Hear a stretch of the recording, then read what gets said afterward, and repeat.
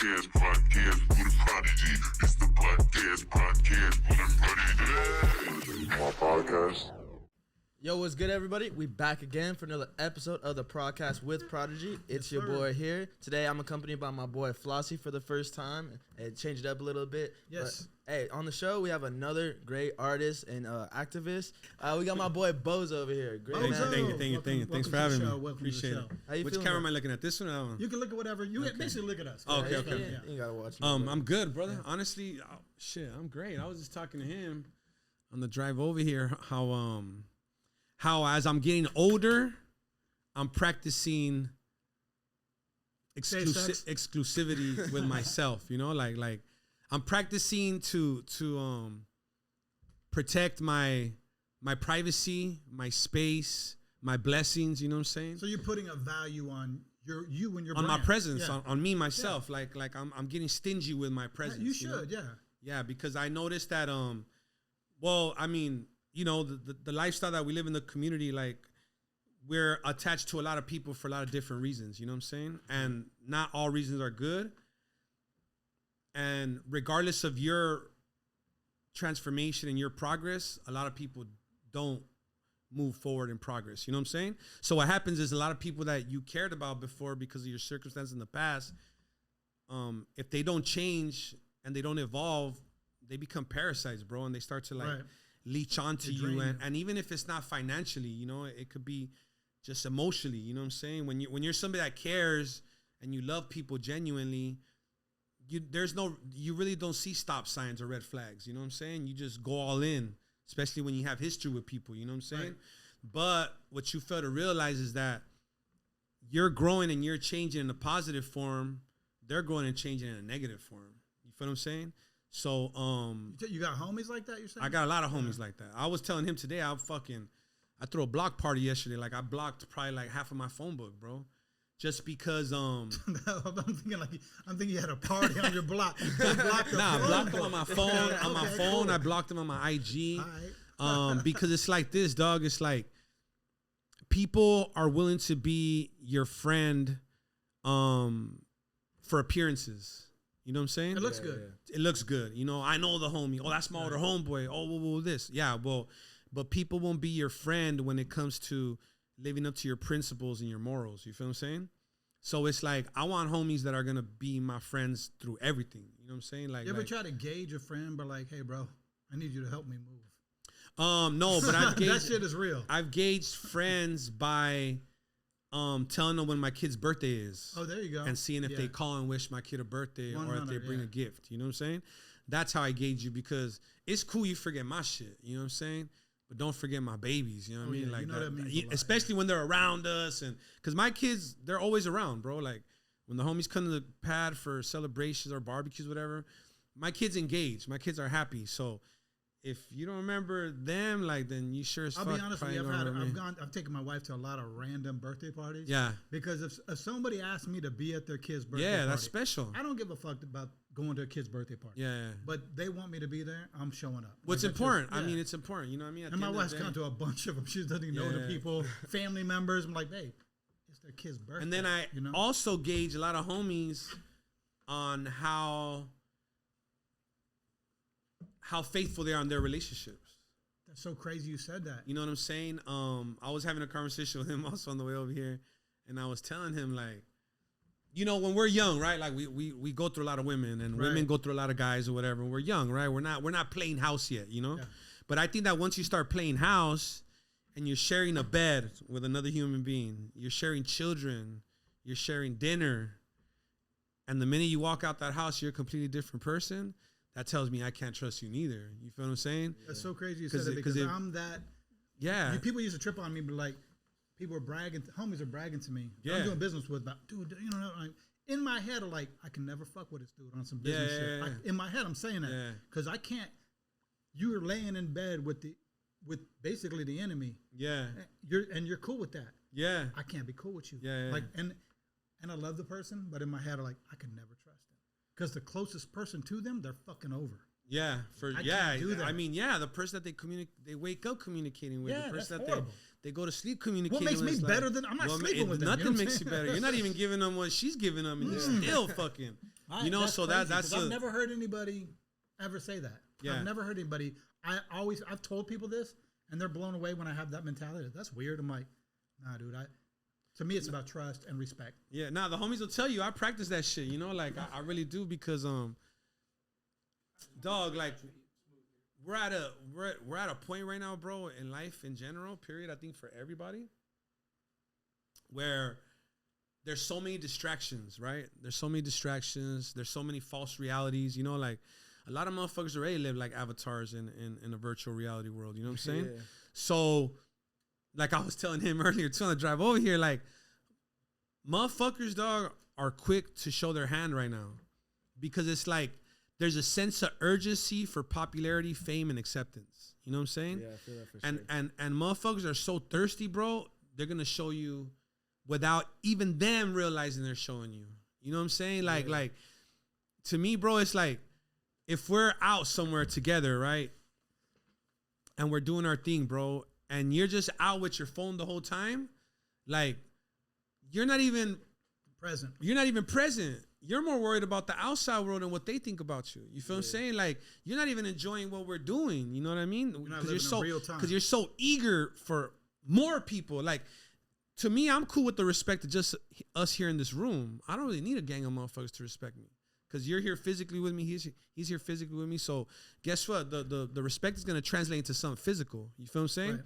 Now for me to be looking for respect on my phone, like that shit doesn't make no sense. You feel what I'm saying? Like a lot of lonely people out there. A lot of lonely people, dog, and that's you know, that's how I judge things like observant, you know what I mean? Because I've had to be observant. Like I started doing prison I started going to jail as a kid, you know what I mean? I lost my mom when I was a child. So what did you lose your mom from? Pancreatic cancer. Cancer, yeah. Holy. So I had to pick up a gauge with my own father. Quick. What do you mean? Well, you know, a man isn't the same without his wife. Right.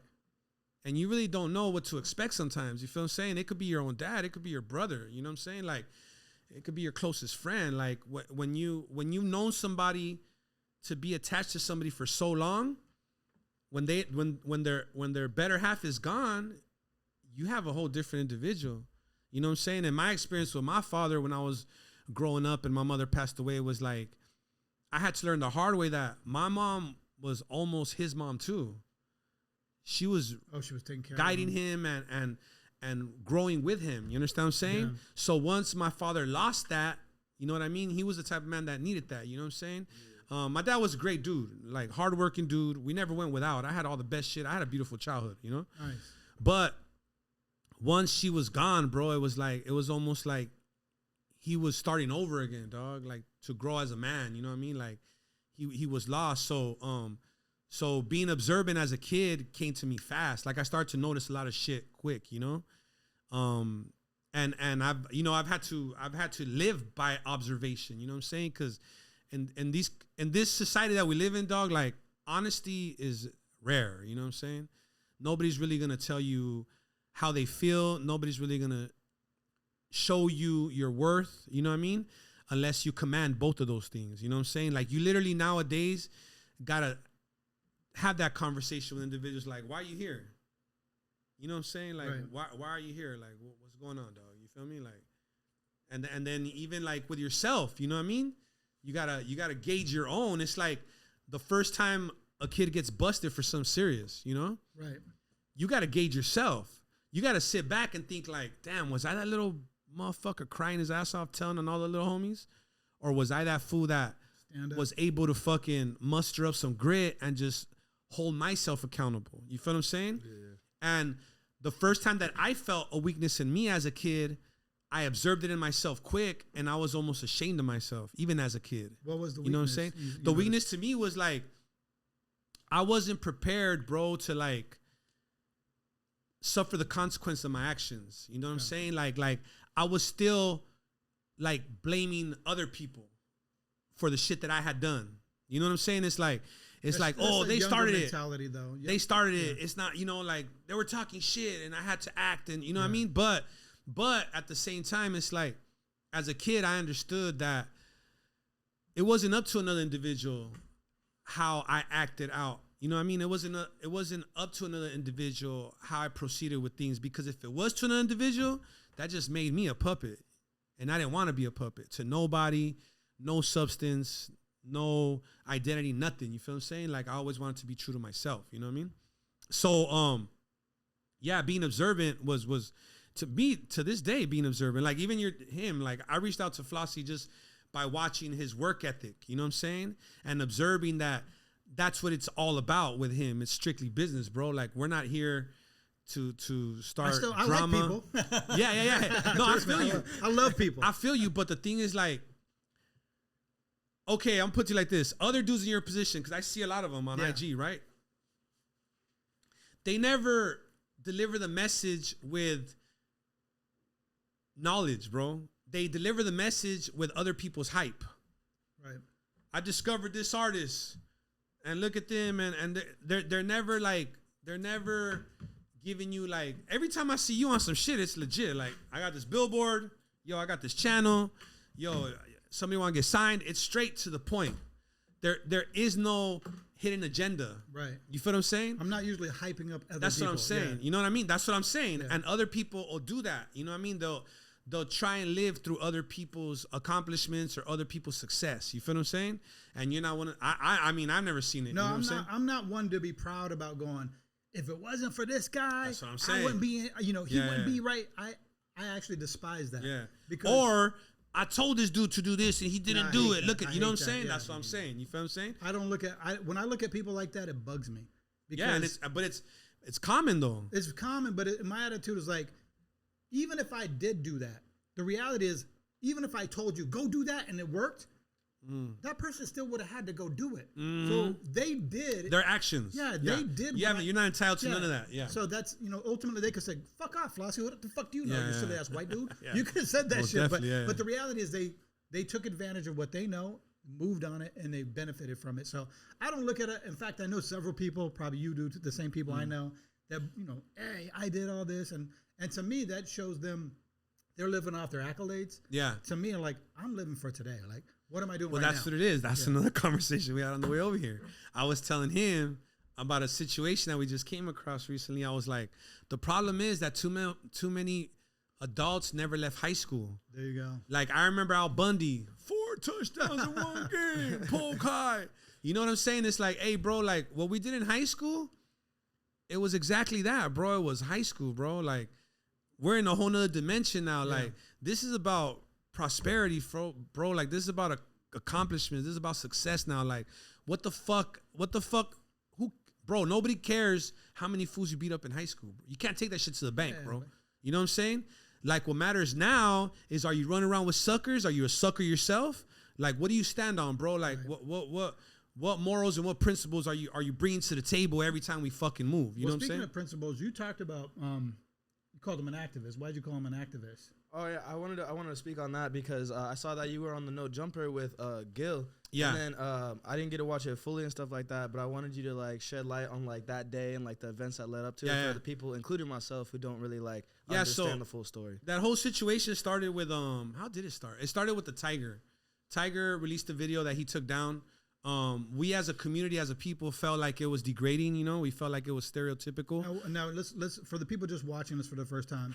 Tiger put out a video called Ay Caramba, where he dressed up like a fat cholo. I said he was dressed up like down from like a cholo. Yeah. But, he was eating burritos, I think, at one point. Tortilla chips. Chips. Yeah, shit like that. Just what you would typically make fun of. Well, it was raining tortillas. Yeah, that's true. He was raining tortillas. At one point, he was dressed up as a matador. Yeah. Just the iconic things that you would make fun of Mexicans, or not necessarily Mexicans, but Chicanos. Yeah.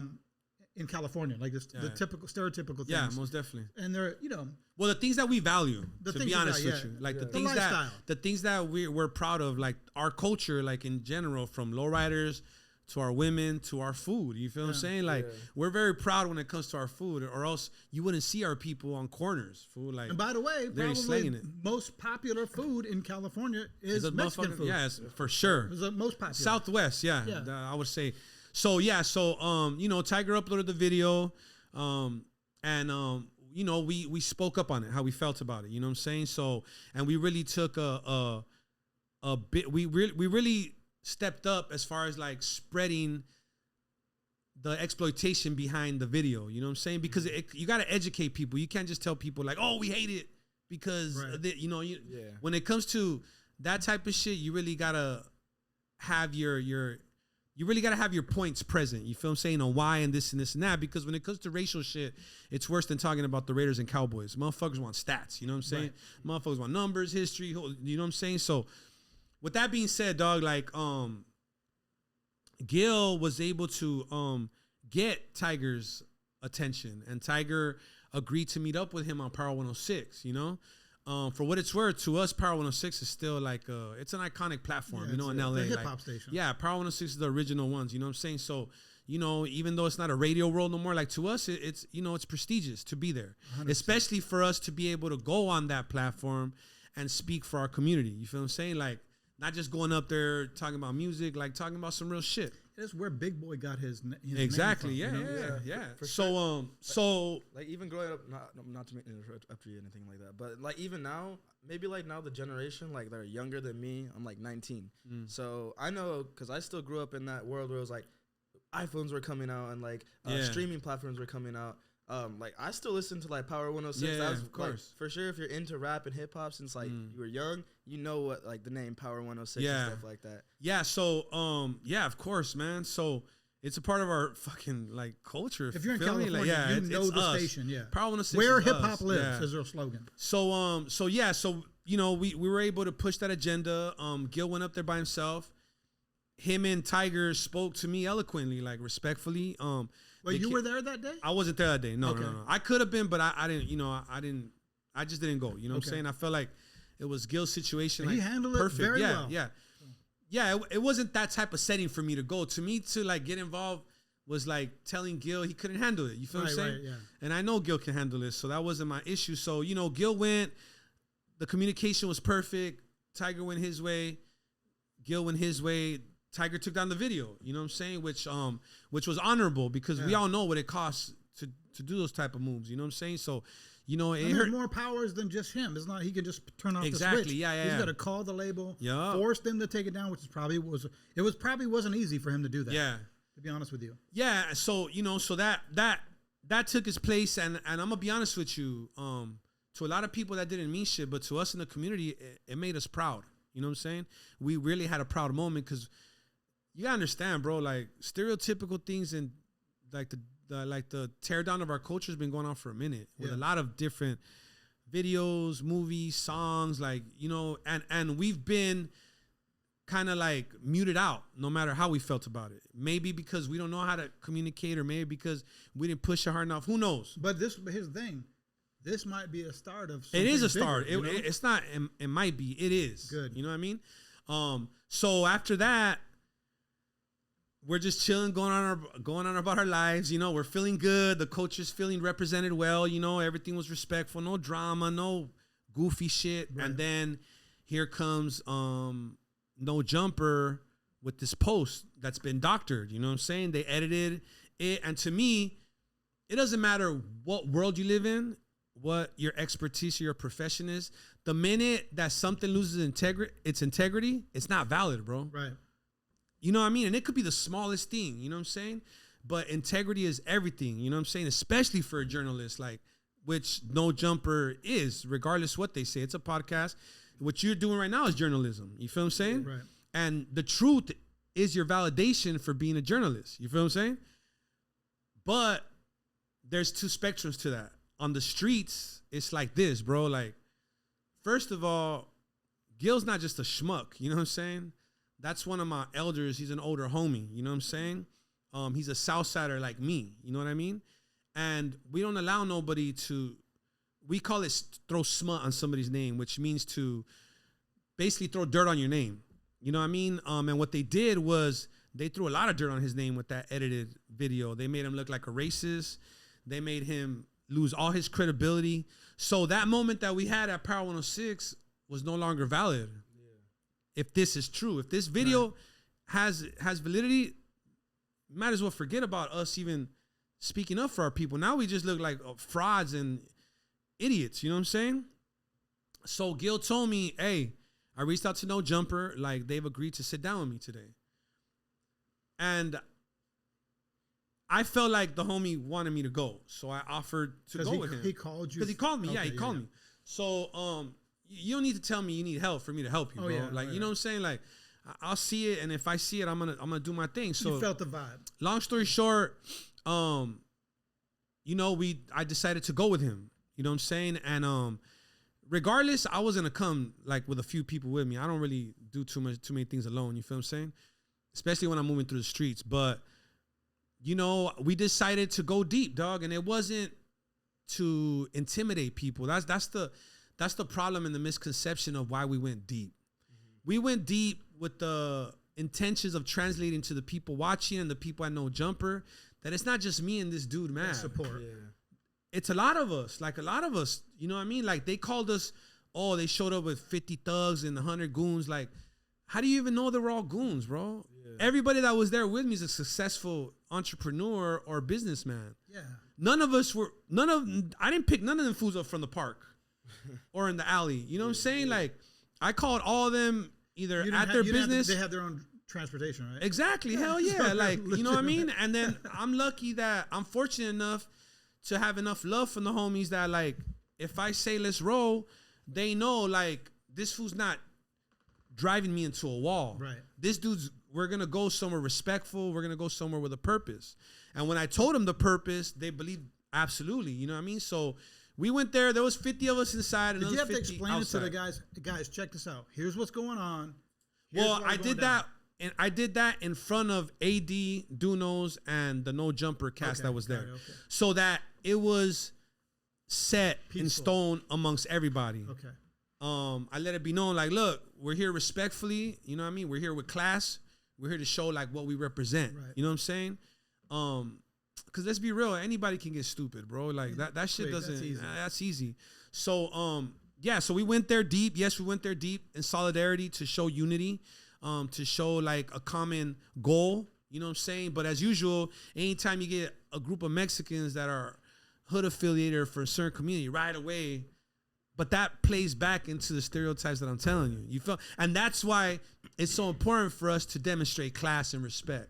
You know what I mean? Because look it, nobody got loud there. Nobody even got violent there at all. Disrespectful, nothing. And we still got painted out as a mob of angry cholos that went in there to hunt down Adam. Where did that come from? I mean, I heard them say it on the show. They said, "Oh, you showed up at 100 deep or whatever." Yeah. But ultimately, like, that comes from prejudice, brother. Okay. There's no way around it. Like, T-Rail was one of the hosts, and he expressed that.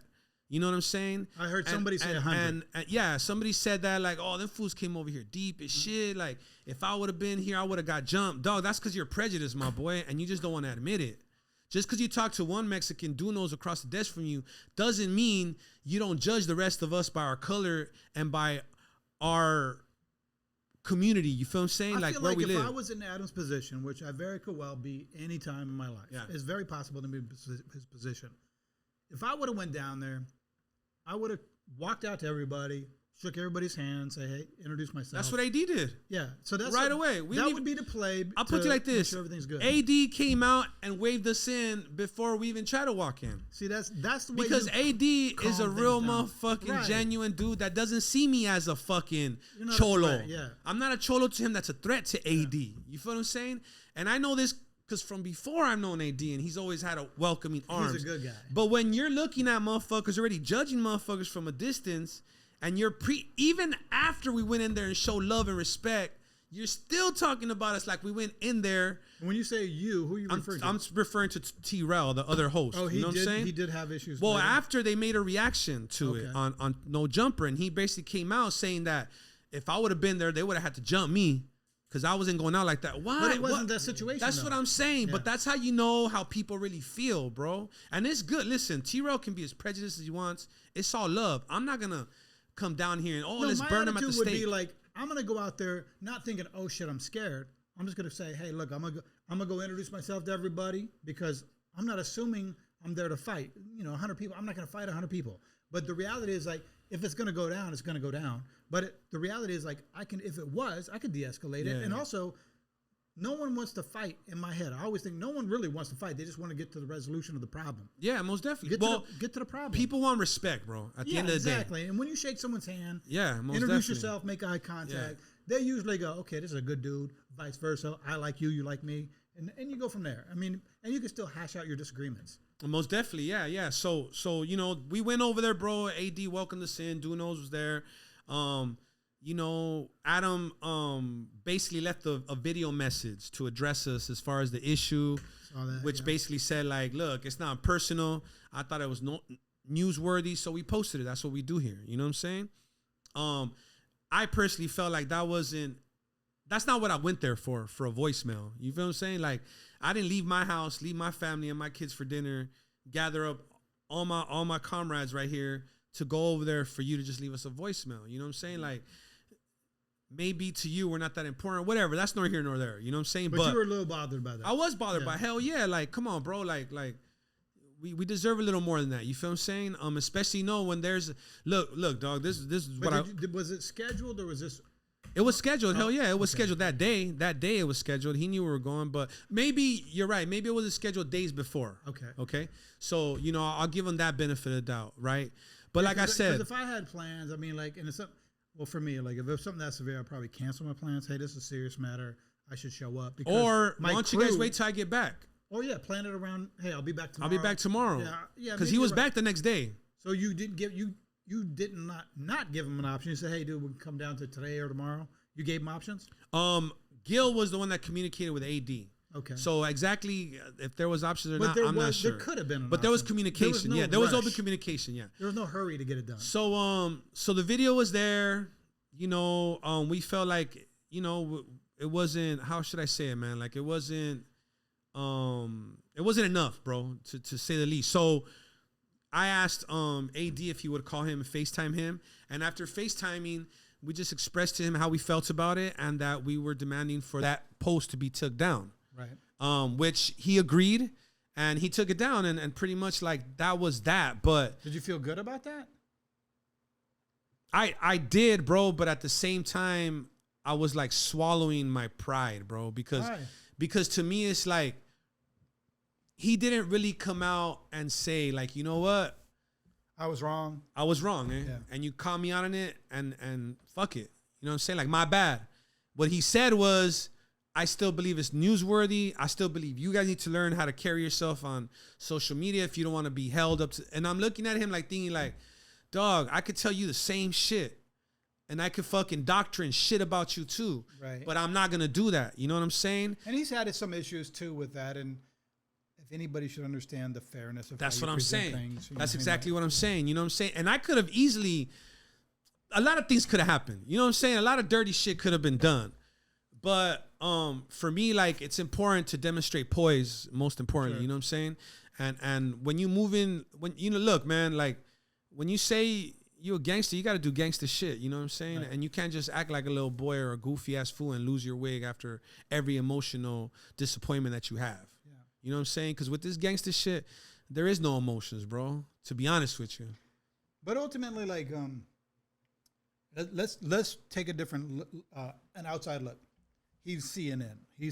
Yeah. He's just reporting the news, what he heard. Maybe he didn't get the full information. This is what he reported. Now, most news sites might say, oh, shit, let's make a retraction. We did it wrong. We reported this, but it turns out the information we got was a little bit inaccurate. Let's explain the details. And you represent it in the proper format to explain why you posted what you posted. Yeah. That would be a proper journalism technique you would do. I've seen that before. But I do know Adam really well. I do know he's a good person. He's got no personal vendetta against anybody. But ultimately, it's hard to admit you made a mistake sometimes. For me, it's not. Right. I'm gonna tell you why. Because I rather, how should I say it, man? Like, I rather have your respect and admiration than just me have my own every time I look in the mirror. And I feel the same way. I actually feel good if you catch me and I prove I'm wrong, and then I tell you in those situations, like, I want to be able to walk away, look in the mirror, and be like, you know what, like, you did the right thing, man. Yeah, and it translates through the people around you. You feel what I'm saying? I don't feel bad because if I was doing something and then somebody corrected me, I don't feel bad because I made a mistake. We all are going to make mistakes. I'll make more mistakes in my future. But the reality is I just made a mistake. I'll fix it. I'll admit to the mistake because who cares at the end of the day?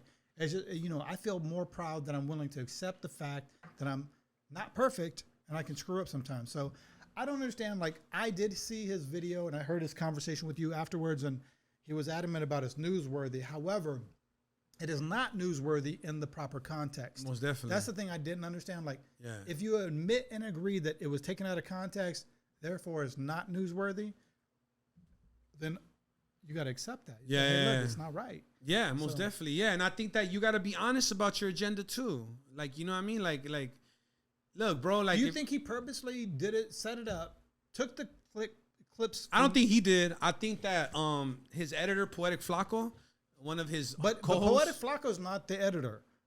Well, Poetic Flacco is the one that I'm gonna tell you what Poetic Flacco is. Poetic Flacco is a fan of Tariq, whatever, Rashid. Yeah. He's the pro-black racist guy, whatever. Okay, he's a fan of that man.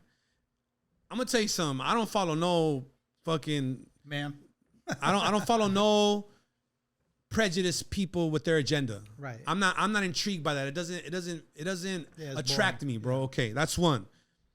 Secondly, what I'm not gonna do if I don't stand behind a racist agenda, I'm not gonna go to a racist individual and get content from their page to post on my page. Right. Because to me, what that's doing is like taking a kite from one snitch to another snitch. You're perpetuating it. Exactly. You know what I'm saying? Yeah. So to me, it's like when you do that, that's already telling me where you stand, bro.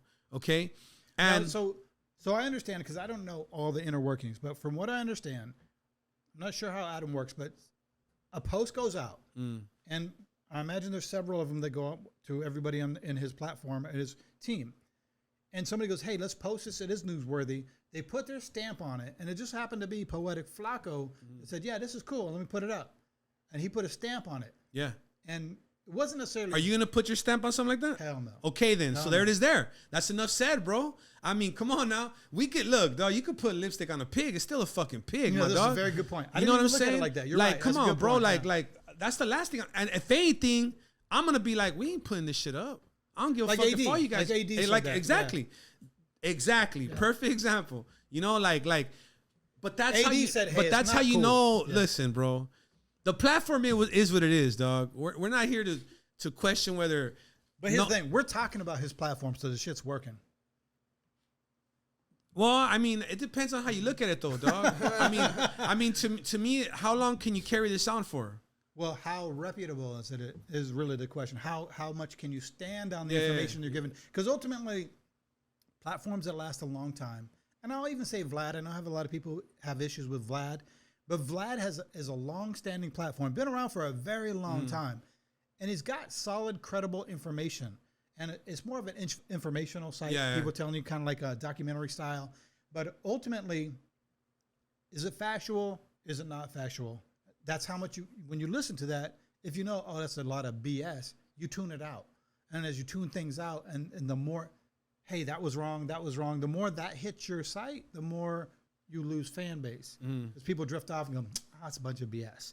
And ultimately, But that's the integrity of it, right? That's the integrity. Ultimately, of your platform. It's losing the integrity. Yeah, they will decide that on their own when they catch this or future things down the road. Okay, they're trying to do. But don't you think it's important for us as the audience to call out the misleading, the bullshit? Every time, yeah. Like I stay fucking pressing fools for lying and saying, bro, like. Dog, like misleading motherfuckers on these platforms is like the worst shit you can do, because what you don't realize is this. Let me ask you a question. Do you think Adam purposely meant to mislead people? Do you think that was his intention? I think that Adam was calculating how to keep the fire burning with that topic, because that's what his platform is fueled off of. You feel what I'm saying? It was a calculated move. Because there were other people that same day that posted that same clip I saw. And they did pull it down right away. I think, was it Power 106 probably pulled it down too? Yeah. But ultimately, other sites posted it. So do you think he just saw that? Like, I don't know how Adam gets his news feed or whatever, but he saw that, oh, shoot, this is crazy, post it. No. You don't think that happened? No. They said how they got it. So, okay. So Poetic Flacco was the one that brought it to the table. Oh, he brought it to them. Yeah, he was the one that brought it to the table. And you know, to me, it's like, there's so many different variables when you're including us, and when I say us is like us, me and my people, you know what I'm saying, into situations like that, right. Because then it starts to like create more mumbling in the backgrounds that people don't see, you know what I'm saying, and unfortunately for us, everything in LA is gang affiliated, always, every fucking thing.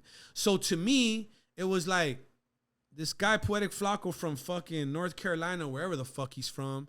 And then you got Adam, which is a white boy that really shouldn't be speaking up on no street shit, to be honest with you.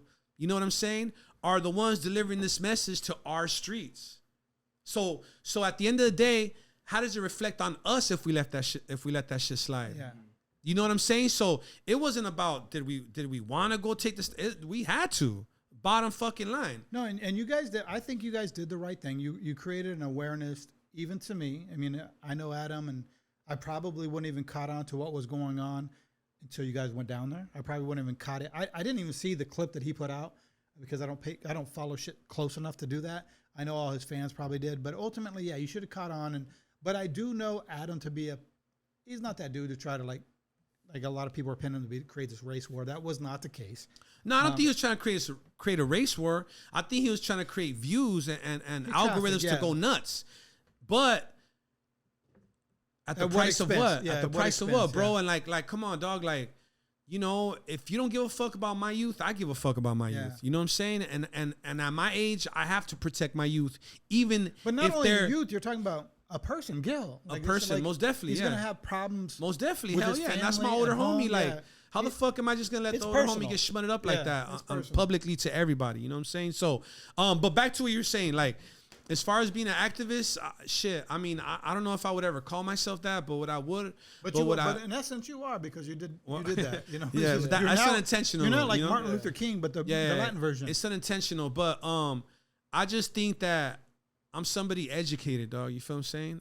As far as like the business side of things and the street side of things, you know what I mean? And since I have that luxury, I can't just sit on it. You know what I'm saying? Like, I have to display it in the most possible way that I can, because like I said on that platform, I'm a survivor and a witness of gang violence. You feel what I'm saying? Like, I buried a gang of homeboys. You feel what I'm saying? I buried children. Like, I know I got homies that we buried like at 16. You know what I mean? Never even got to like. I remember we buried a homie 13 one time. You feel what I'm saying? So like, on some gang shit? On some gang shit, yeah. One of my homies got stabbed to death in front of a liquor store at the age of 13 by grown-ass men.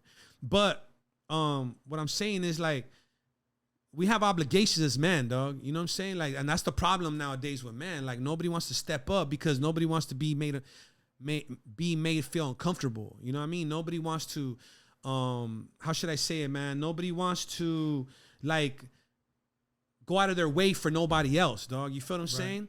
And to me, that's where the disconnect is at. You know what I'm saying? That's why you see, like, so many good role models. Look, today, for instance, that young man got killed, PNB Rock. PNB Rock. From like, come on, bro. Like, let's be real, dog. Like, how does it look to the powers that be when you as a community are slaughtering your own role models?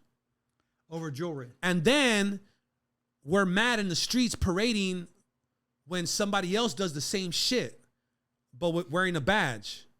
Yeah. You feel what I'm saying? It's like, hey, bro, like, you can't judge one without judging yourself. I think it's most important to judge yourself before you judge anybody else. You know what I'm saying? And that's the thing, that's the problem. Like, nobody's gonna call bullshit, dog. Like, I call bullshit. You know what I'm saying? Right. A lot of motherfuckers want to talk about Brown Lives Matter, Black Lives Matter, White Lives Matter, but it's usually our own slaughtering our own. You feel what I'm saying? That's the majority. That's the majority. Yeah. Facts. It's like we're more comfortable with killing each other than a foreigner. You know what I'm saying? Because we feel like we have more an advantage as somebody that looks like us, because we know where they're at. We know who they hang with. Like, we know their weaknesses and we know where they go to have fun and all that shit. But look at how that works, though, dog. You're the snake in the grass to your own people. You feel what I'm saying? Right. Like, you're just sitting there plotting on your own people, but then you want to turn around and ask for love for your own people. You know what I mean? It's like, when you get caught up. Yeah, when you get caught up, or something happens, dog. Like, so to me, we're all selfish, bro, and we're all just looking for an excuse to fuck another man over. You feel what I'm saying? If we're gonna be real about shit, You know what I'm saying? Like, if we're gonna be real about shit, we gotta stop addressing things as races. We gotta start addressing things as man and woman. That's when we're gonna really get to the core of the problems, because everything else is a distraction from the truth, bro. You feel what I'm saying? Yeah. Everything else is always constantly distracting you from the truth. What it really comes down to is, are you a righteous man or are you a righteous woman? That's what it comes down to, bro, at the end of the day. Keep that thought 1 second. Let me check these cameras. Okay, but one thing I'm gonna tell you though is that your generation is thinking that way. Yeah.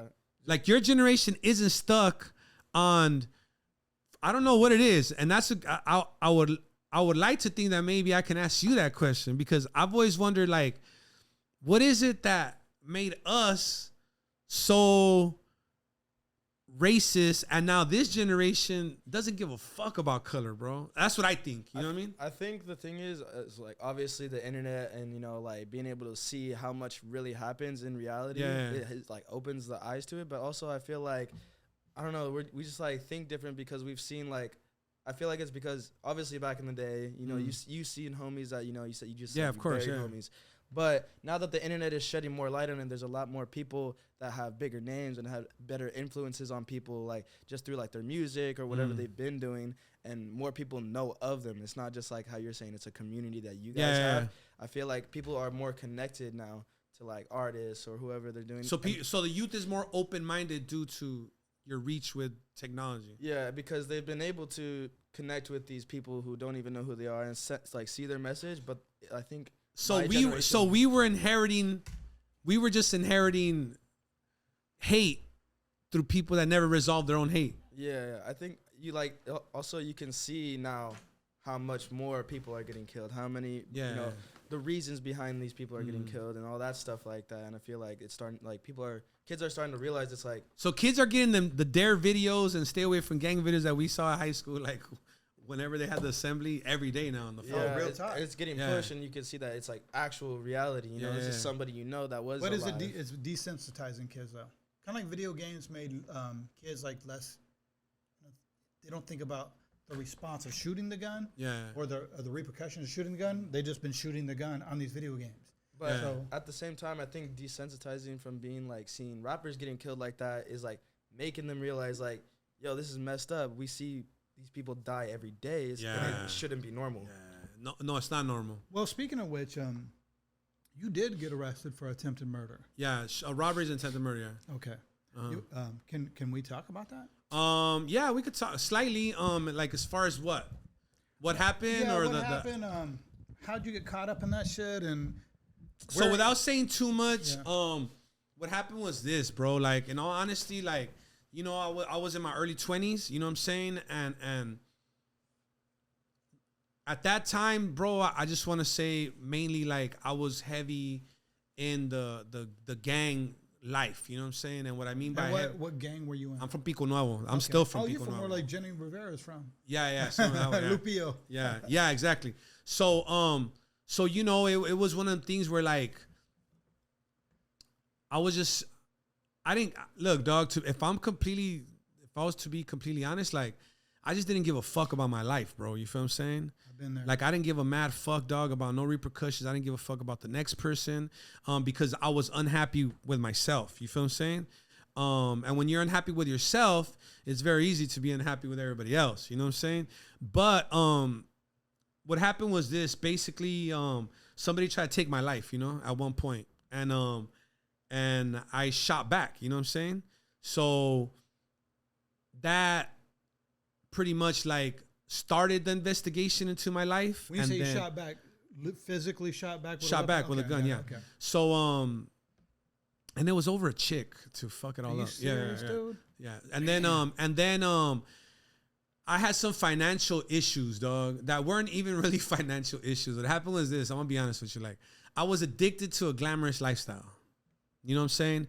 I was young. I had 2 new cars in my driveway on rims. Like, I had every gun you saw in the fucking movies. Like, 20 years old? I went out 23, 22, yeah. Damn. And I was already, you know, going out, and you know what I'm saying? Mm-hmm. And when the money ran out, you know, I survived my childhood doing robbery. So I went back to what I knew. You know what I'm saying? And because I didn't ever want to look broke. My ego was too like, it was just too big at that point. You feel what I'm saying? It wasn't like you need the money for bills. Nah, I didn't need the money I need the money to keep up appearances more or less. You feel what I'm saying?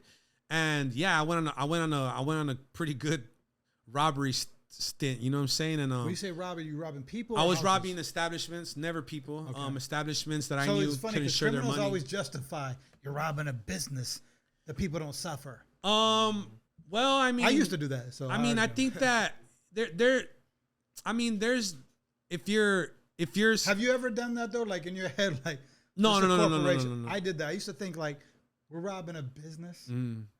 I'm not robbing a person. Yeah. Because that would fuck up a person's life. In my head, I would try to justify. Well, I mean, the crime. I'm pretty sure I have, but at the time, like it didn't really matter who was getting hurt. It's just how it goes. It was just like, it was like I gotta do this, I gotta do that. Yeah. I you know what I mean? I can't come up short. You know what I'm saying? So, but at the same time though, I guess I want to say like it was just fuck dog. Like, did you ever rob a person to person, straight up? Give me your dough. Give me your money. Give me your wallet. I used to snatch chains. I mean, if that's the same person thing. to person, yeah. I mean, that's when I was a kid. I like, mean, did you fuck. run up to him, grab it, and run? Or? Yeah, well, I was little. I was probably gonna get beat up. I was a kid, so I had like, to be fast. You know what I mean? Like, I'm talking about going to a growing and say, up. give me your shit, now. Man, and telling him give you your shit. I'm pretty sure I did, bro. Yeah. Like a lot. You know what I mean? I'm not that's front, like you know what I'm saying? personal. Yeah, that's very personal. serious. Yeah. But you know, drugs were involved too. I'm not gonna front. I was high as shit off a gang of shit. On what? You know, we're popping ecstasy. We were snorting meth back then. We weren't smoking it. And you don't feel we're bad snorting about it. shit Yeah, you gives a fuck. Like, you know, PCP. You know, we're smoking Sherm. Coolies. Yeah, hell yeah, all day. So, you know, we were just not giving a fuck, dog. And I paid the price. You feel what I'm saying? Like, I went to prison. Shit, I did over a decade for robberies, for the armed robberies. I went to prison for the armed robberies. Okay. What was the attempted murder? The attempted murder, I got acquitted of it when I was like fighting my case. Okay. So when I was fighting my case, I got acquitted of it. It was all the same case, but they pinned the robberies on me. You feel what I'm saying? So when you got trying to think of the mentality, because I had some crazy shit happen in my life with the law. House got raided, all this crazy stuff. It was pretty embarrassing. But when that happened, did you feel like, fuck, my family thinks I'm a loser? No, for some reason. No, I didn't. For some reason, did you think I get respect? For some, not respect from my family. I just felt like my family understood the program. Okay. You feel what I'm saying? This is how it goes down. I felt like my family knew, like, okay, little bro's with the business, and you know, this is what it is. You know what I'm saying? But furthermore into my time, because I was gone so long, I did over a decade. Oh, so a decade's 10 years. people were dying.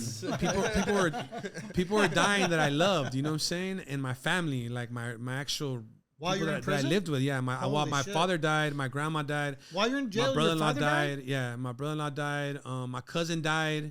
So wait, hold up. When your dad dies, Yeah. first, how do you find out? Okay, so you get. It depends, bro. Like what level of security yard you're on, right? So when my father died, I was on a 3-yard, and we just happened to be on lockdown. So why were you on a 3-yard? Because you should have been on a less level if you've been in for a period of time. Because were you getting in fights or getting in trouble? I was getting in fights. I was getting cell phones took from me all the time. I was You're the doing flips, the the most. little. I was doing the most. So I was on a 3-yard. We're on lockdown. I forgot the real reason we're on lockdown, but I'm sure the homies did something. But so what happens is they call them counselors. They're still officers of the law, but they're considered counselors. They come to your cell and they tell you that there's a family emergency. They need to give you a phone call. They don't tell you why. They're very vague. You know, they don't want you to wig out. But they tell you there's a family emergency. There's a family emergency. You need to get on the phone. Because What are you thinking? I'm thinking death. You know, Yeah, I mean, we've buried a lot of people in my family, so automatically it's death. But you know, it's kind of like a out of body experience. You're not sure what to think. You know, because where you're at, you're like I was in Mississippi at the time. So why in Mississippi, dude? They were just bouncing me around, bro. To be honest with you, I was getting in trouble a lot of prisons. There was no crimes out of state? Huh? You got caught for no crimes out of state? No, but it was a state of emergency. Arnold Schwarzenegger had signed a bill. So what California was doing, they were renting prisons in other states and filling them up send with them us. over there. Yeah. Okay, we got over. Yeah, exactly. Yeah, it was so overcrowded. crazy. Yeah, it was fucking ugly. Overcrowding was fucking horrible. So anyways, yeah, so I'm in Mississippi. Counselor comes. We got an emergency phone call for you. You need to call your family. All right, cool. I go, and then they'll have you, they put you in a cage with a phone in it. You know what I'm saying? And then the phone has access to outside. Yeah. You know what I'm saying? So they'll let you call. They'll give you a free phone call, and then, you know, you find out. For me personally, they let me, like, I think I sat there for like 4 hours, for like a good 4 hours. I remember obviously sobbing, crying. This after you heard the news. After I heard the news, yeah. Who did you call to find out? I called home. Who answered? Home. My sister answered. She said, hey. And she said, yeah, Pops is gone. You know, like, you know, this, you know, there was a few details, you know what I'm saying? But like, yeah, basically that was it. To be honest with you, I can't really remember. Were you, you know, you hear it and then it just, you know? Did you start bawling? Well, of course. Yeah. Hell yeah. I was sobbing. That's my daddy, you know, to this day. Like, shit. And then were you thinking, like, at that time, I can imagine, because you're all alone, you're fucking trapped, you can't do shit. Did you feel like maybe that was the lowest of the low? Like, that was the moment that changed my life, to be honest with you. Really? Yeah, because I had come to terms with, like, holding myself accountable. I was in prison. I stopped blaming the world for all my bullshit, you know, and I held myself accountable. But I wanted a sense of redemption when I got out. And to me, the best way to redeem myself was to take care of my dad in his older age. Wow. You know what I'm saying? And then the death of my mother really created a wedge between me and my dad. So me and my dad never really had conversations that you want to have with your dad. You feel what I'm saying? Like, my dad never got a chance to show me how to shave, you know, like. I don't think I showed you how to shave. It's important, man. You know what I'm saying? Look at his little mustache. It's important. Yeah. I need to put some little cream on it, let the cat lick it off. Yeah. We never got a chance to, like, talk about how he met my mom. None of that shit. You know what I'm saying? Things that you're supposed to have with your father. Like, we never really got to do it. Yeah, I can understand how that shit hits you so hard and you can't do shit. Can't do shit. Well, I didn't even want to go back to the tear crying, you know, like you can't. You can't, you know what I mean? It's just kind of like, you don't want to go back like that because you don't know what other people are going through or what, you know what I'm saying? It's just, it's not a. You don't want to depress the whole. Yeah, you know what I'm saying? And then, you know, honestly, prison is more about forgetting the outside world in your life. That's the biggest key to getting through time, especially when you're doing a lot of time. Who told you that? Like, when you go in there, you go, hey, you're getting fucking 10 years. You go in there just going back and going, I'm fucked. You're sitting with your head and hands in your head. What do I do? Who comes and goes, peps you up and go, bro, relax. It's just time. The dudes doing life. And they come and talk to you. They come and tell you, like, bro, that 10 years is going to go fast as fuck. They do. They kind of give you inspiration. Well, yeah, they basically tell you, like, to apply yourself. They're like, hey, don't just sit there. Like, work out. Like, fucking read. Like, so there is some type of motivation. Well, there has to be. There has to be hope, bro. Yeah. Like, you got to understand, dog. Like, for whatever it's worth, you know, I look at people when they snitch and try to get out of doing time as them running from their blessings, bro. Like, to be honest with you, most of us don't get arrested. We get rescued. You know what I'm saying? Like, a lot of us, let me ask you something. You think I'd be alive still right now? Like, or you think I wouldn't have got life? Not doing what I was, exactly, right? The life I was living, I wasn't going to make it to this. I wasn't going to mature to this point where I'm at now. You know what I'm saying? I wasn't going to stick up for my people when it, you know what I'm saying? Like, so many things would have never came, but that's what happens, bro. Like, that's why it's important to hold yourself accountable and man up. You know what I mean? Because those processes that you go through are the ones that are ultimately gonna mold you into the man that you want to be. You know what I'm saying? Not the man that you think you want to be, like the man that you have to be. But now you have a different mentality, because some people come out there and they would consider more institutionalized, where like, hey, this is fucked up, fuck this, and they have this negative attitude. I have a couple brothers like that, actually in and out of prison for their whole life, and they're my age. Yeah. But ultimately, like, what gave you that positive vibe? Like, I want to do better, I can do better, and I'm all those shits. Because you know, when you're in prison, it's the bottom. Yeah. You're the bottom. No, like, you gotta no matter. Well, I think rock bottom for me was like my dad being buried without his only son there. That's horrible. You know what I'm saying? So, and then my dad was in his deathbed without me there either. You feel me? So, did you know he was sick when you were in prison? Yeah, I knew he was sick. I just didn't know that he was gonna die. You know what I'm saying? Like, I thought we thought we were fighting cancer. You know, just like anybody else. You know, going through cancer, fighting it. Yeah, we'll be all right and shit. And then, you know, he passed away, and it was just like one of the things where it it was fucked up, bro. To be honest with you, did you feel like a loser? Oh, yeah, hell yeah, I felt like a loser. disappointment. Yeah. I felt like yeah, you name it, I felt like it. You know what I'm saying? Because that's tough. shit, man, my dad couldn't talk towards the end, so he would send me pictures on my flip phone with messages. Why couldn't he talk? His cancer was in his throat, so he had most of his throat removed. So he had a board. You know those boards that you have at school with the marker and you rub it? Yeah. He had a little white one, and that's how he would send me messages. I have look, I'm not gonna lie. Oh, dude, don't make me upset. Don't make me start crying. I have multiple messages saved from my dad in bro. my phone. Like I don't know what the fuck I have them here for, but I have them, you know. That's where deep, he was though. writing me, look. You know what I'm saying? He's talking about going to a forest when we got out, you know? Oh yeah, I want to go to the camp. Yeah. Oh man. You know what I'm saying? And yeah, so it was like That's really deep, dude. and that's a man that every Friday He's saying basically when we get out, I want to go to the camp. And we can go, I don't know what the rest of that says. When we get there, we can do what? Agua, go to the water? yeah, go swimming, lake, shit like that. And you gotta understand, like this is a man that I grew up listening to sing every weekend, like on my front porch. Like my dad sang ranchera music, like the mariachi stuff, you know? Yeah. And his best friend would play the guitar. So when my dad was getting drunk till 2 a.m, singing all night on the front porch, my mom didn't give a fuck if I was playing out there because I was with him. So me and my cousins that was like our shit. Let Pops get drunk, we're all running around with him. You know what I'm saying? Like, yeah. So those memories are fond to me. You feel what I'm saying? Yeah. So when I seen that he lost his voice, I knew that it broke his heart too. You feel what I'm saying? Because he lost music. You know what I mean? And to somebody that loves music, that's fucking huge. You feel what I'm saying? So yeah. So you know, without going into that's too brutal, much, man. but yeah, that is actually really. But deep that's and, that's what changed me though. To be honest with you, that's what changed me. Another reason why you shouldn't commit crime. Yeah. I mean, shit, that's the biggest reason, because people fail to realize, like, life goes on, bro. Yeah. And death is a part of life, you know. Your woman being with somebody else is a part of life, you know what I'm saying? Your children being raised by a man that might not even like them is a part of life. You know what I'm saying? So a man has to be present, you know what I mean? Period. So, Prodigy, you had some questions about the whole Sereños and Norteño shit. Oh yeah, so I wanted to like know the difference. What's like, but like the difference between the two and how it works. Like, between Norteño. It's just demographic. It's demographic. It's where you're from. Yeah, it's where you're born. The area. So Northern California. Where does it start?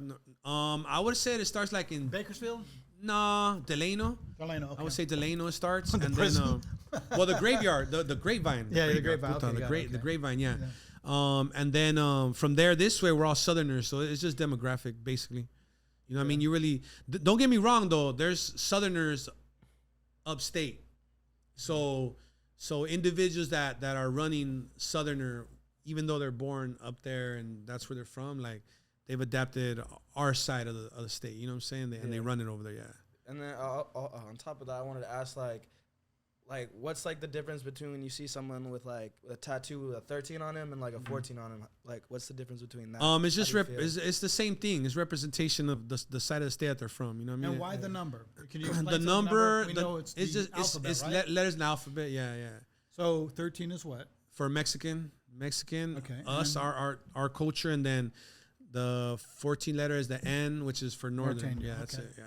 So it's it's basic symbolism, like nothing too crazy, you know what I mean? It's just but they're important numbers. That's very serious because when you see somebody with a 13 and they're in the wrong area, there's a problem. Yeah, exactly. For sure. Yeah. Well, right now it's not. You know, even the institutions. In the institutions, everything's like, everything's from what I understand, everything's cool. You know what I'm saying? So let me ask you a question. So you're a Southsider. Mm-hmm. You get locked up. Mm-hmm. What's the process? Because they got to go through a process where they identify you, what clique you're in, and they got to put you where they're going to put you. Yeah. What's that process? How do they figure you out? That's called reception. Okay. So when you get arrested, you go to LA County Jail. Then when you get sentenced to prison, there's a reception. Reception meaning like a hub to, like he said, classify if you're gay, if you're not, run Southerner, if you're a Northerner. So it's like. How long does that take? If you're doing a lot of time for lifers, it'll take like a year to get out of there. Are you sure? Yeah, there's no communication. There's no really like privileges at all. If you're doing less than life, it should take you like less than 6 months to get out of there. You know what I'm saying? But yeah, it's just basically like drafting. Like, but when they go, you know? when you go in there, do you have a celly? Are you? Yeah, hell yeah. Okay. Well, yeah, it's GP. It's general population. Oh, so you don't know who you're with sold the Nazi dude? Well, for me, I'm a Southerner. Yes, I could get sold up with a white guy. You know what I mean? And you just don't know who's who. You know what I mean? You figure it out as you go there. But you go to your cell knowing like, okay, they made sure I'm not going in with somebody that's gonna try and kill me. Yeah, you don't want to kill each other. Or yeah, so more or less you have that peace of mind. And then when you sit in that reception yard, that's where the administration decides where you're gonna go to really do your time. What level yard from 4, 3, 2, and 1. I've been on 1 yards. I've been on 2 yards, 3 yards. I've been on 4 yards only for a minimum amount of time because I went to the hole. You know what I'm saying? Oh shit. For doing shit or whatever. And then you're always classified the same, unless like But how do they classify you? What do they based on your crime, your criminal history. Like when we get arrested in the streets, like gang unit they identify documents, that's always there. You know what I'm saying? So basically like your file, you know what I mean? Your file tells them everything. You know what I'm saying? There's documentation of everything from when you got arrested to even the streets. You know what I'm saying? That's why when you go to prison, it's important to present your documentation to other inmates so that, okay, he belongs here. Because they call that pulling your card. No, they call it checking paperwork. Checking paperwork. Checking okay. paperwork. So I'll tell you a little story. So he's Mexican. My wife's Mexican. So therefore he's Mexican. Yeah. But my nephew, he's a Southsider. So he gets locked up quite a bit. And he gets locked up and he's like almost 6'7", tall dude. He gets locked up and when he's in reception, he gets a kite saying, hey, you got to beat this dude down. He owes money on the yard. Yeah. He gets his kite.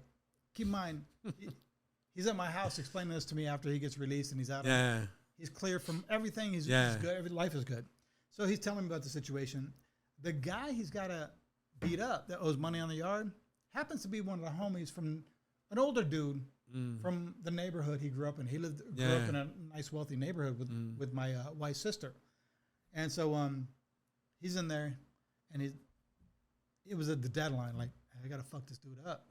And he had his back to him, and the dude they were all talking about old times and all this shit. And he knew it was like, dude, I got to put in work right now. Yeah. Or I'm going to get fucked up. Yeah, exactly. So he wasn't talking to the dude. The dude turned around, bro. They tell you to fuck me up. There's an older guy too. It's not like a younger dude. Yeah. He just turned around and beat the fuck out of him. Just beat him out until the COs came. He said it was so fucked up because imagine your next door neighbor. That's what it was. Basically. No, yeah. It wasn't like a gangbanger. It wasn't nothing like that. It was like a regular dude. But think about it from the other spectrum though. He owed money on the yard, dude. He.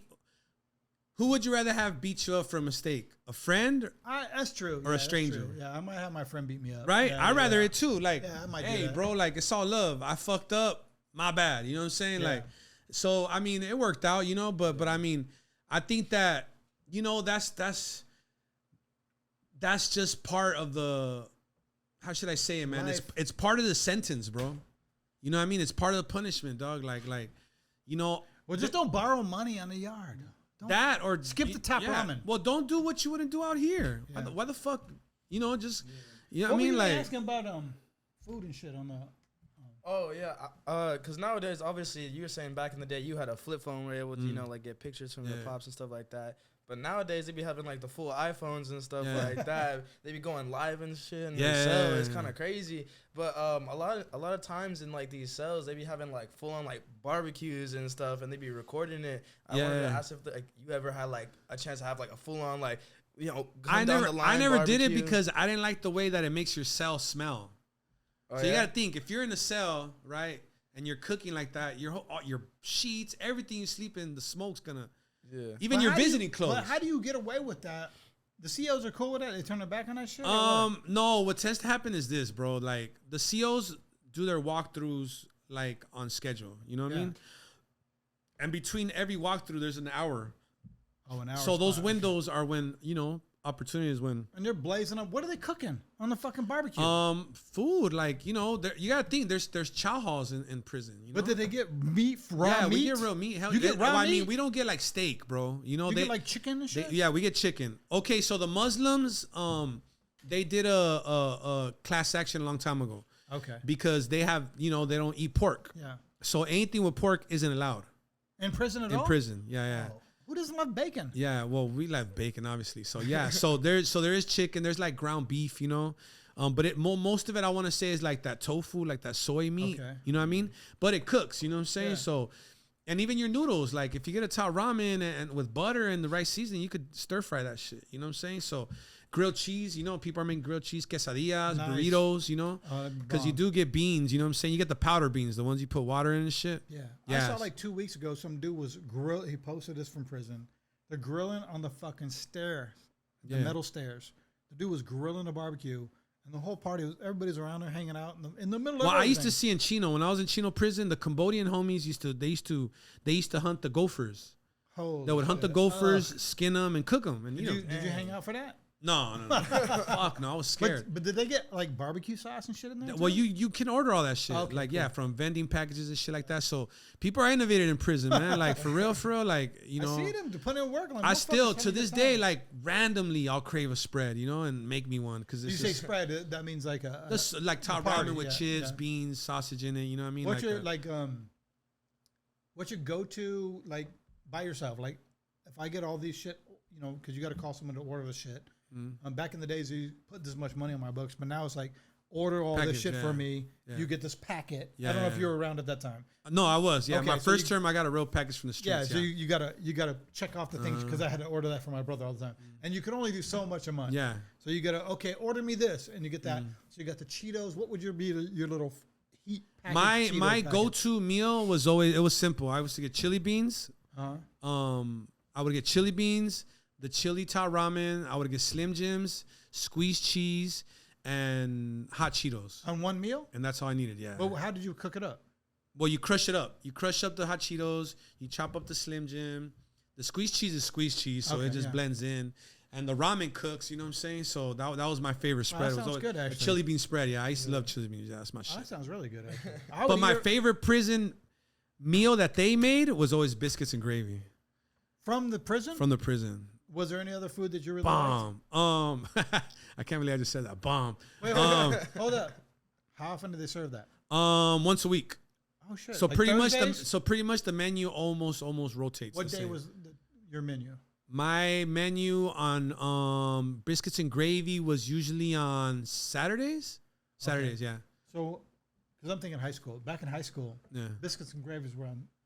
Turkey and gravy was on Thursdays. Yeah. Pizza was on Friday. Oh shit. Yeah. Well, for us, I think it's Thursday is chicken, Friday's fish for Good Friday. Oh, okay. And then every Sunday was spaghetti. Oh yeah. In prison. A scoop of spaghetti with some. I hate that shit. Did you get cheese on the side? Nah, fuck no. Come on, dog. They stopped feeding us good. I want to say 2001. Hold up. Were you in there a period of time when all of a sudden the menu got smaller? Yeah, hell yeah. Oh, you were? Well, look, put you like this. When I first went to prison, they would give you a carton of real milk. Now they give you a little pack with powdered milk in it, and you got to add water to it. So you're in a time where, they give you a fucking extra carton. Yeah. And the next the one day from school. Remember the ones from school? Yeah, that was great. They used to give us those, yeah. And then all of a sudden you got a fucking powder thing? Now it's powder, bro. But I'm saying you were in that time. In the LA County, I was there for that transition. Hell yeah. And right now in LA County for breakfast. Did you guys bitch about it? Like, hey, what the fuck? Well, you can. I mean, what are you gonna, you could bitch about it, but funding Dude, is we're gonna funding, burn this bro. motherfucker down. What's up? Funding is funding. We need some real milk. Vitamin D, motherfucker. Right now in the county jail, I think for breakfast you get 1 hard-boiled egg, 2 slices of bread. People's farting like crazy. 2 slices of bread and like the little bowls of cereal they give you in jail. I mean in school, the little one, the box. Yeah, the little, those, yeah. So. Damn, dude, did you ever go around throughout the day and be like, I'm fucking starving? Well, hell yeah. Well, we did a hunger strike against the homies being in the shoe program for too long. Oh, that's crazy. So when people declare a hunger strike, you got to go with the program. You're like, fuck it, I'm gonna go get my dinner. I don't give a fuck. You can't be that dude. No, you can't. How long did you go for with no food? So the time that we did the hunger strike, that when we did it in our building, in our institution, it was 4 months. So it was 4 months. Yeah. Nobody can survive with no food for 4 months. Okay, so this is the thing, bro. Like, the homies are going to give you ample time to prepare. You know you what I'm saying? stock up. So meaning you gotta stock up with soups, oatmeal, What happened peanut to butter. motherfuckers who didn't do that? And I mean, the homies gotta look out for them. We gotta look out. We all look out for each other always. Damn, dude. Motherfucker. Pukaru from Fruitown, Peru used to look out for me. The little fat motherfuckers like, nah, I gotta eat my shit every day, dude. Shit every day. Yeah. Them food, nah, but that's rare in prison. Like, Okay. that's the thing, you know. Like with us, as far as a culture, like if one of us eats, we always all eat. You know what I'm saying? Like that's I don't know what's in us, but that's just the way we are. You know what I'm saying? Other races, though, I can't say the same for them. You know what I mean? But for us, it was always, you know, unity like that. But yeah, that was 4 months. White people are like, I got a picture. You you're on want to see your a own. picture of me on fucking hunger strike? Were Got you pictures hungry during forever. the time though? Were you Man, like, dog, fuck, I need I more? couldn't even stay up, dog. My like energy was depleted. Yeah. Because you gotta understand, not only are you hungry, but you're not coming out to get vitamin D from the sun. You're not getting yard, nothing, bro. You're on lockdown? All program is fucking done, bro. You feel what I'm saying? So Are you doing burpees and shit every day? all day, bro. Like I work out. Look at, see a top picture? Looking sad as fuck. Come on, bro. No food, no yard. Like What's this little baby picture? that was my son. He okay, so that's my He album looks like cover. a premature. Yeah, he was born 2 months early. My This girl, dude was early too. my girl fell in the shower. She found the fell? shower and we had a early delivery. Yeah, Yeah, he was early too. Did you have to go feed him through a tube and shit? and that shit was hard. Oh, it's brutal. That shit broke, man, bro. Sad, That shit, huh? yeah, oh, man. When I saw my little, I'm gonna tell you something. You see that picture you just looked at Yeah. right now? You know what? You know it's crazy. You know what the first thing that came to my mind was when I saw him like that? Was like all the homies I've seen like that, like fighting for their lives. You know what I mean? Yeah. In ICU after they get shot or that shit hit me and I was like, fuck, like. Honestly, bro, God is my witness. Like I thought it was karma for me, fool. Like I thought I was gonna live. I thought I was gonna live to see my little boy die, you know. And that shit like fucking crushed me, fool. Like It's actually a really mental test. I really think when you do that because you go in there, you can't take your baby home. They're in a tube, and you're. And I was in the pandemic when this happened. Remember that? Oh shit. So they would kick me out every night, and I would have to go home. Then I would have to wake up in the morning, go do a rapid test, then drive to the hospital. Yeah. Yeah. When he was born, believe it or not, he was born on the 4th of July, late night. We were in Newport Beach at the time, so the hospital was in Newport Beach. We still live here. So he was born. They had to do a mandatory cesarean. So they had a baby down there, and then what happened was every day we had to go down there, feed him, do everything, stay there all day. When I got off work, I would go relieve his mom and switch off, and then I would take over the whole time I was there. So somebody was there at his side at all times. Yeah. But that's when you had to put the tube down the throat, push the needle through, feed to his stomach. But yeah, the preemie, it's stressful. You know what's crazy? What was crazy about the preemie, the INCU unit, INCU unit. That's what they call it, right? INCU unit. INCU unit. So trip on this. Incubator. So your baby will be there with like, I don't know, I want to say like 12 other babies, Yes. right? Gang of little preemies, right? And out of those 12, maybe like, I want to say half of them will have parents. The other ones are babies without no name. I was naming babies in there because I would go in there to visit my son and it would break my heart to see babies with no names because they were taking them from females that were on dope when they were having those kids. Yeah. You know what I'm saying? Yeah. Fool, no lie, bro.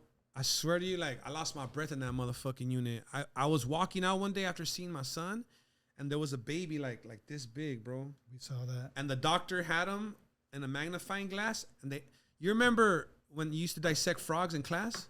Picture that same scene. They had him tied from his little hands, his little feet, and the doctor was looking for his veins, bro. But think about a baby that small, how tiny his veins are. So they look like hair, strands of hair, bro. He was pulling them. Fool, when I saw that shit, I swear to you, as I couldn't even breathe, bro. Like I lost that shit's never happened to me neither. Like I was left without words. Like I was like it shocked me. Depressing. You know? I was like, what the fuck? And I told my girl, damn, look at that shit. And I walked out, fool. You know? And I was like, God damn. There was a baby like that in where we were, and everybody knew the baby's name because it just so happened to be by the first baby by the door when you walked in. Yeah. And it was like, it looked like an alien. Yeah. And you're just literally going, you're thinking to yourself, like, there's no way that baby can live. Because they're already telling you all the horrible things that could happen Yeah, with your hell baby. yeah. And your baby's like a giant compared to this one. Yeah. You're like, shit. No shit. Imagine all the bullshit that I'm concerned about. But this thing's this big. It's like an alien. Well, they don't even have lungs at that point. They don't. And they tell you all those things, too. They say, at this point, he's not producing oxygen cells or all the stuff they got to keep you in there for a period of time so you can, basically the whole point of an incubator is to process you for the normal term length that you would have normally gone. Yeah. So ultimately, that's what you're going through. But this baby's like, dude, this kid dropped at 3 months. What the hell? You're like, oh, it's so bizarre when you see it. And it's things that you don't ever think about. And then to add to that, I was fucking, when the Ukraine shit happened. Yes. I don't know if you ever saw that post, but the nurses were like in a hidden bunker trying to keep the preemie babies alive. I didn't see that. Yeah. Fuck, bro. Like, I saw that shit and I was thinking like, because I remembered all the shit my son needed, and I'm thinking like, damn, I saw the one where they're in the nurses. maternity ward by the nuclear plant. That's what you're talking about. Yeah. I was like, damn, these poor nurses, like, and they're there, bro. Like, they're not leaving the kids. You know what I'm saying? The good news for Ukraine is they're dominating today. Are they? They took over another 5,000 miles of territory from the Russians, and they're dominating, getting back in the game. So then that's dope. Well, but what were some of those questions, Prodigy? What do you got? One quick one I wanted to because obviously we've been mentioning it throughout the whole podcast. Is you often say community when you refer to your community? Are you just referring to? I mean the Chicanos hood, everybody in the general, hood. Nah, I mean I work with a food bank and shelter called God's Pantry. Okay. And every color is welcome there. You know what I mean? I've.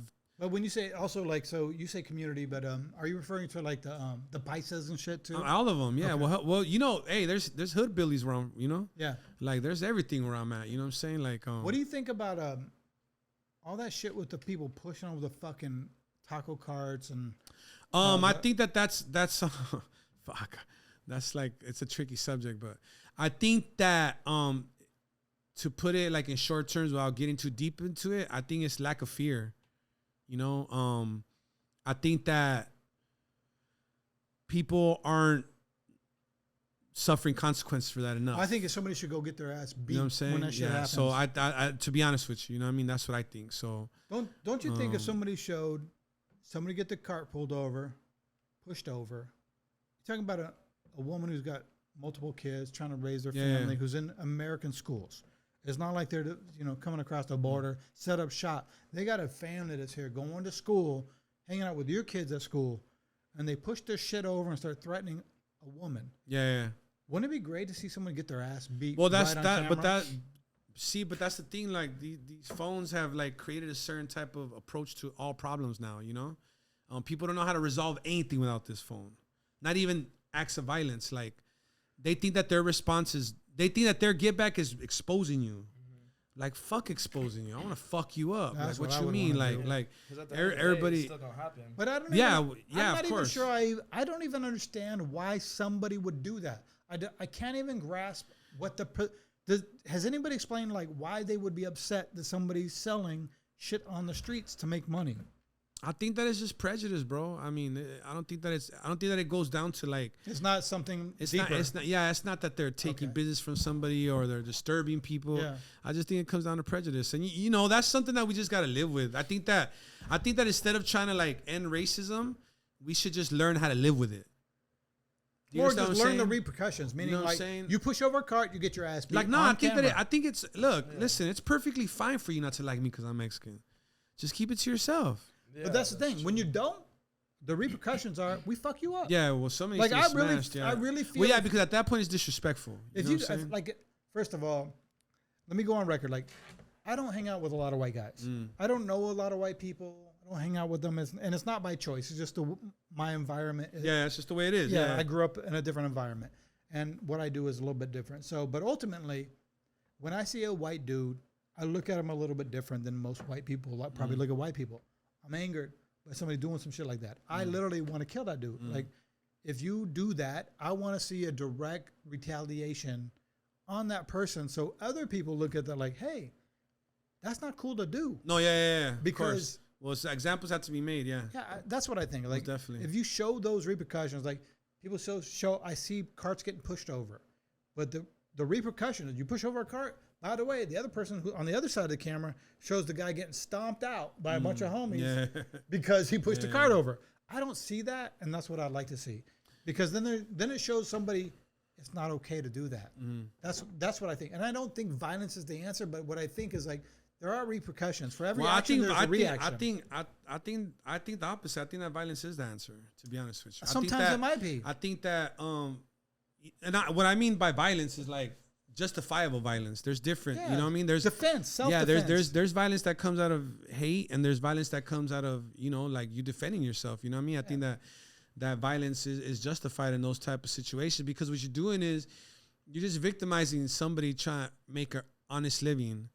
But then, and it's always women. That's what bugs me. Is like it's always a woman, dude. Like some women that ain't getting no dick, bro. You know what I mean? They ain't getting dick down. I mean, that's what it is. Like, come out that motherfucker all mad. You know what I mean? Like, this motherfucker's all here chopping cucumbers all day out that motherfucker.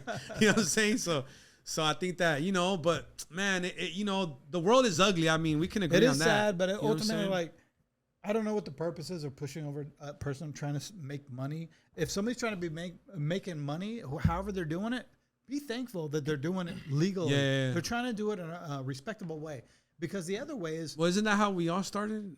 Wagons, we're coming through wagons and starting it's how we setting all, up tents. Today, magic shows were done in wagons. And like the business is still the same. Like we're all hustling to make money. But it's part of the culture. Yes. Honestly, those people are part of this demographic that we're 100%. In. Like 100%. LA ain't shit without the vendors out there, bro. Let's be real. Who love to go to a fucking taco truck? Why would you fuck that game up? Yeah. You know what I'm saying? So like, people got to respect that. What other questions you got, Prodigy?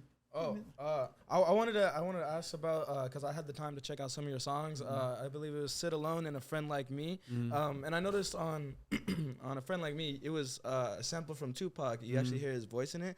I couldn't put it like what song it was though with the sample. "Friend Like Me."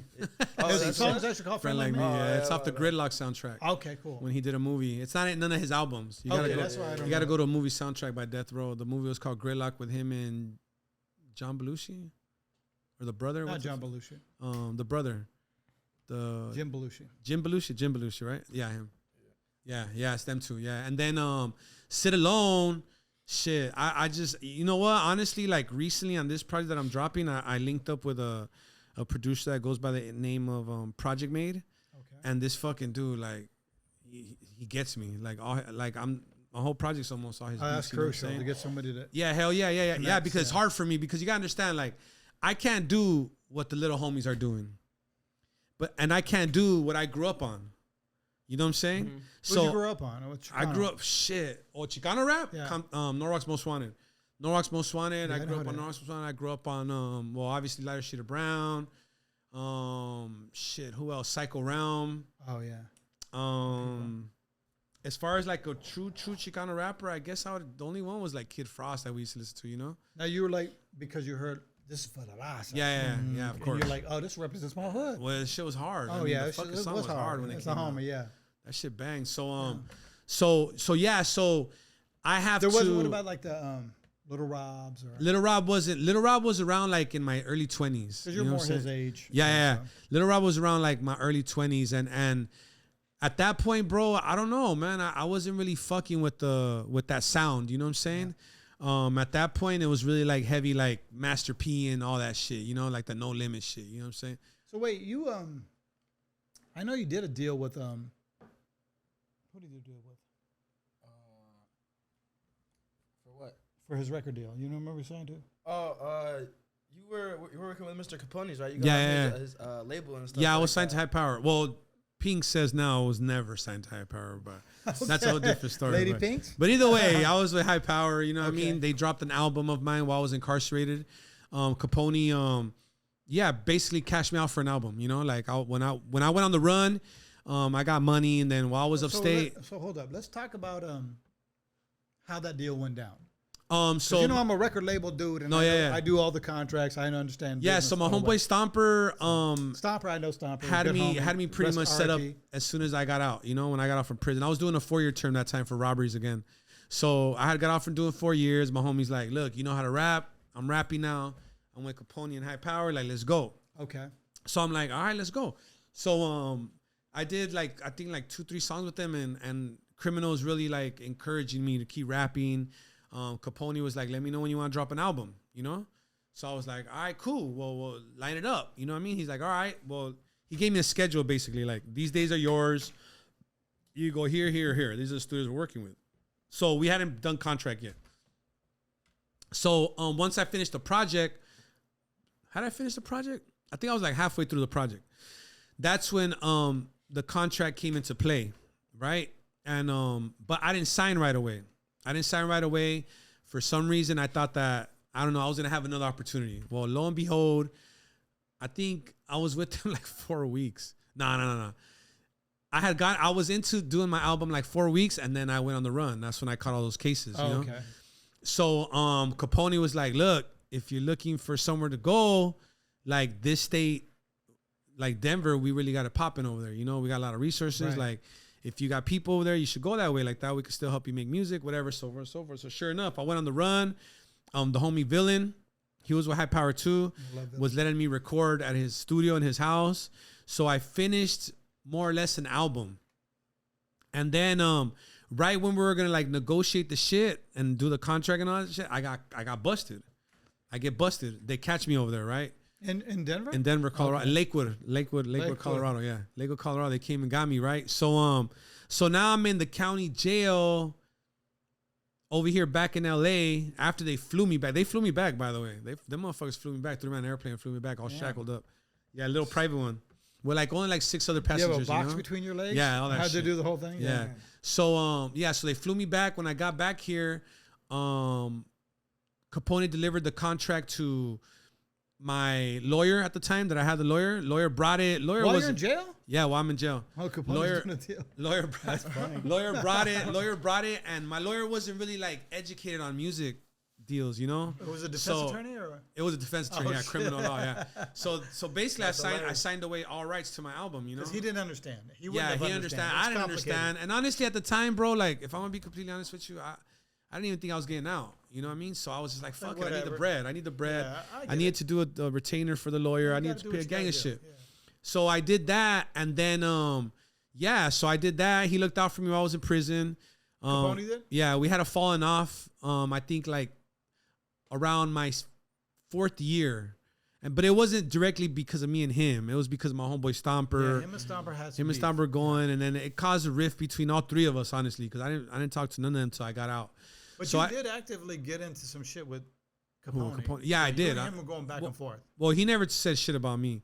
I'll give him that. But I went on him hard. Yeah. Well, this is the reason being. The reason being is I got out, and he owed me money still, and he from the original deal. The advance? Yeah. Okay. And then he broke me off. Like in all fairness, he was like, "Look," he told me, "It's been a long time ago. I don't remember exact numbers, but how about we meet down the middle?" You know what I mean? And I was like, "Hey, I was fresh out of prison. I was like, fuck it, shoot it. I needed it." So he shot it, and then we were communicating little by little back then, you know? And then Pinks came through. His artist was signing artists backed on High Power. Running the label. But through like a sister label that they weren't calling High Power no more. They were calling it Ruthless Records. They were testing it out. So she wanted me to be like the first artist she signed. From her Ruthless From Records. her, yeah. So then so sure enough, I did it because at the time me and Pinks never had no bad blood or history. Like if anything, really cool as fuck. That was the homegirl, you know, at the time. So long story short, I did that with them. We were out here doing our little thing here and there, and then I just felt like I could do better on my own. You know what I'm saying? So when you do a deal with somebody like High Power, they give you an advance. Do they finance the production for the album, the music videos? Okay, originally back in the days they financed everything. Okay. Now my experience. I don't know about the new artists you signed, but when it was me and I paroled on this time, there was no funding for shit. As a matter of fact, they gave you a check and they said, "Hey, you gotta with this." No, check. no, there was no check. There was a. Well, but you said you got money. Time. Oh, but from the original deal. Okay, then after that deal ended. And after that, it was a new one. So the one that Pinks was presented to me. You just turn in music and good luck. It was $40 a song that she was gonna give me. So the deal was this. Okay. It was written out. I have it in here too, by the way. I don't want to look at it. But so the deal Capone, basically was like, we're gonna cash you out $40 per song that you turn in, that you produced yourself, all that, right? You funded yourself. What's the $40 for? To buy the song off you. They're buying it? Yeah, they were buying it. They were buying the whole project off of you, $40 a song. And then they were offering you their YouTube platform with so many followers and their Instagram platform with so many followers to promote you. That was the deal. Hold up. Let me be clear. Yes. When they say buy, what does that mean? They own the rights to your music, everything, The completely. publishing? Everything, record sales? everything. No royalties, no publishing, no composer rights, no nothing, none of that shit. Nothing. I've never heard of that. Absolutely nothing. Yeah. To be honest with you, I've never. I have it right here. I swear, I'll show it to you before I leave. I believe you, but I've. So, anyways, but check this out, though. But hold up, just so we're perfectly clear. Yeah. An agreement is an agreement. There's nothing illegal about whether Capone did that. Yeah, if you agreed to take $40 for the song, that's on you. Well, I didn't, mind you. This time I didn't because I knew better. But I didn't. If you, just so people that know and that are watching this, if you shame agree, on you. Yeah, if you agree to take $40 a song, and that's what you agreed to, you cannot be mad at the person who paid you $40 a song because you agreed to it. Yeah, most definitely. Do I think that's a great agreement? Hell fucking no. Hell no. So don't take $40 a song. Yeah. Or, so I did. By the way, if they get crazy, I didn't. I remember I went back and I showed it to my older sister. My sister, she's older than me, and she was like, "What the fuck?" And I was like, "Look," but that's the fucked up part about it. Think about that though. Like your sister, who's not in the music business, she's not in the music business. She already knew. Like this. Yeah, she's like, "What the fuck?" Like, "Fuck them. I'll give you more myself," you know. And I'm like, give me my weekly paycheck. Yeah, so you know, I sat on it. I talked to my girl about it. I talked to people. That's the fucked up part.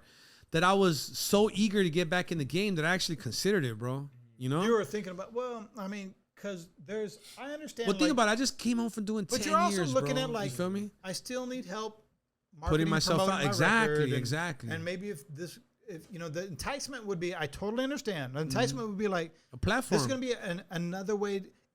If I just own my own shit, I may not be able to promote it the right way. I may not be able to get out to the people I need to, and they're going to do that. Although they own it, I will get my name out there bigger and better, and I'll make more money down the road. I understand that perception, but it's not right. It's not right. It's not right. So I considered it, but then quickly I was like, hell no, like this shit don't feel right. But still on good terms, I text Capone because he wouldn't even answer at that point. Why, you guys weren't cool with that? No, we were cool. Okay. He just, I don't know, busy or whatever the fuck, yeah. So I text him and I tell him, like, hey, bro, like, I'm going to do my own shit, you know? Like, I'm cool. I'd rather just go on my own. It's all love and respect. I appreciate it and shit. We'll link up, you know what I mean?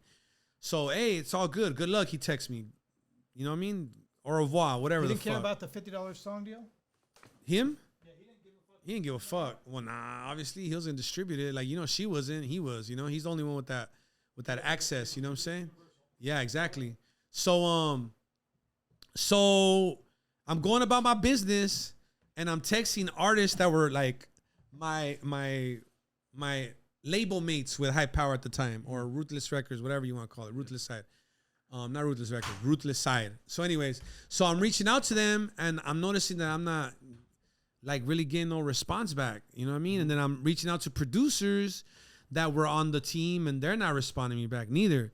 Now I'm looking for a videographer and like anything that you could think of that I would like, you would think a friend would like, you know, refer to you, you know what I'm saying? It was like, so then I was like, what the fuck was going on? So one of my label mates at the time that was with me with them was like, hey bro, like we were told not to fuck with you. Damn. Yeah, we were told we can't fuck with you no more. Like, you know what I mean? You ain't with us, so we can't fuck with you. And I was like, to me, when you say something like that about somebody, the only reason you shouldn't be able to fuck with somebody is because they're a piece of shit, meaning like snitch, child molester, sex offender. You know what I mean? Like, that's when you completely disown somebody. You feel what I'm saying? So I was offended. Maybe I took it the wrong way. I don't know, but that's just the way I took it. Like somebody trying to put me on fucking PC status. You feel what I'm saying? Yeah. So I got real upset. And when I tried to reach out, nobody was answering me. You know what I'm saying?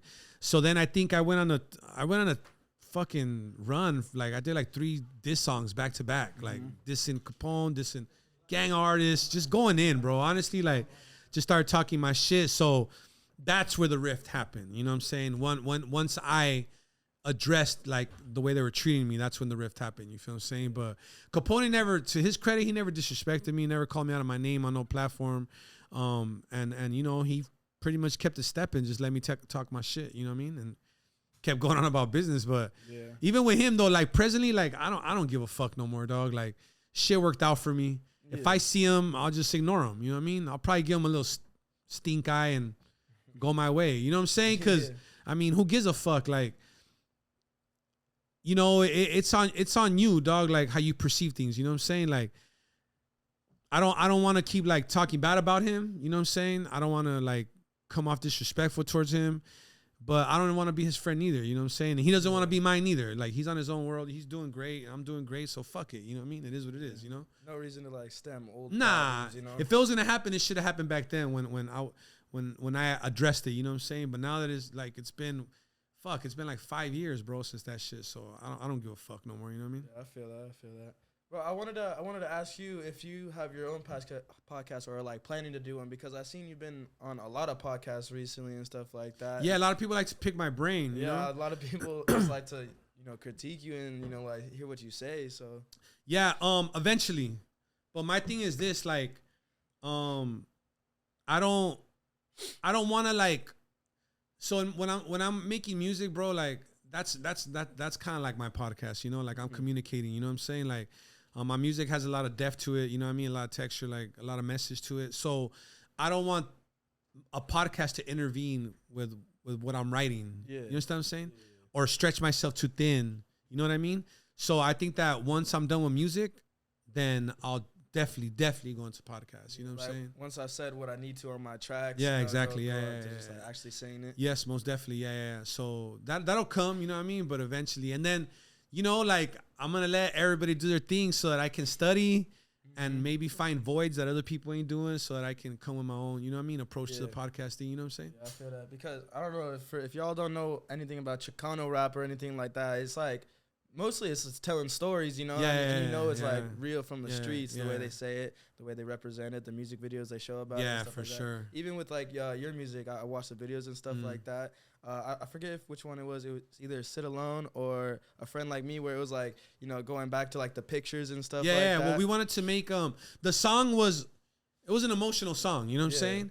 And what's more emotional than when you go through your photo album, memories, you feel what I'm saying? Yeah, for sure. So I'm very blessed. Vampo is my videographer, and that fool, like, he does magic, bro. You know what I'm saying? Like, I thought the video was like dope as fuck. That was like a tight video. Yeah, so that's another thing too. Like, we want to really like build up our production team, meaning like those type of productions we want to do like in short films, you know what I'm saying? And we want to start shooting like real films and telling stories more in depth, you know what I mean? Yeah. In the future, you know what I'm saying?